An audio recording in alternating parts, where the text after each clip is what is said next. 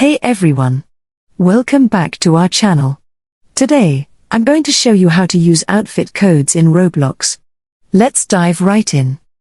To use your outfit code, you need to start by searching for a game called Catalog Avatar Creator.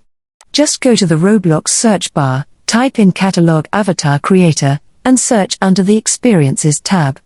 This is the game we're looking for. Once you find it, click on it and hit play. Alright, now that we're in the Catalog Avatar Creator game, head over to the left side of the screen where you'll see Community Outfits.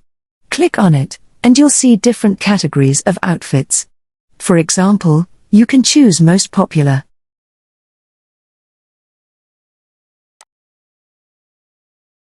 Scroll down to the bottom left corner, and you'll see a box labeled Outfit Code.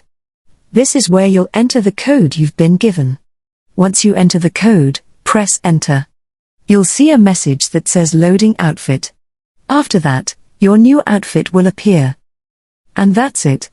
You've successfully used an outfit code in Roblox. If you found this video useful, don't forget to leave a like, share it with your friends, and subscribe for more Roblox tutorials. Thanks for watching, and I'll see you in the next video.